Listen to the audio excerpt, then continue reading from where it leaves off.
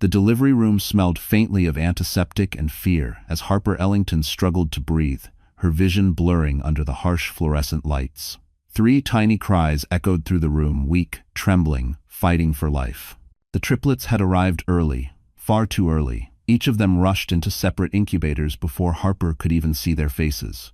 But the real blow came not from the monitors beeping wildly, nor from the sharp pain running through her body. It came from the man standing at the foot of her bed, Colton Hale, her husband. His jaw was tight, his eyes cold. He didn't move toward the babies, didn't ask if Harper was okay. Instead, he tossed a crumpled piece of paper onto her blanket, a barely signed divorce petition stained with his thumbprint.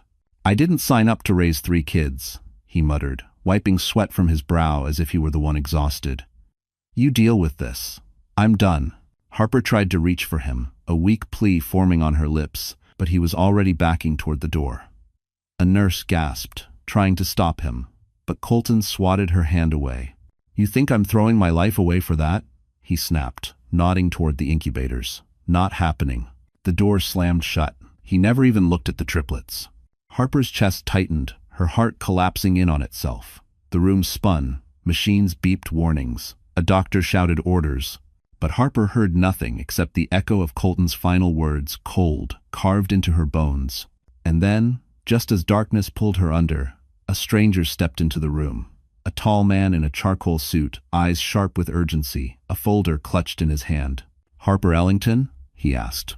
"I've been searching for you. It's about your grandmother and your inheritance." Harper fainted before she could hear the truth, that her entire life was about to change. Harper Ellington had never belonged to the kind of world where people wore designer coats or lived in penthouses overlooking the Manhattan skyline. Her world was a small, drafty studio apartment in Newark where the heater rattled louder than the traffic outside and where she kept a plastic container under the sink because the pipes leaked every winter. She used to dream of better things, a career, stability, maybe even a small house with a backyard where kids could run barefoot in the summer. But life rarely matched dreams, and Harper learned early that wishing didn't pay bills. Before the triplets, before Colton's betrayal, Harper worked as a temporary receptionist at a mid-level insurance firm, a job people forgot she had the moment she stepped away from the desk. She answered phones, made coffee, and smiled even when the managers dismissed her as the quiet girl who won't go far. Her pregnancy only made things worse.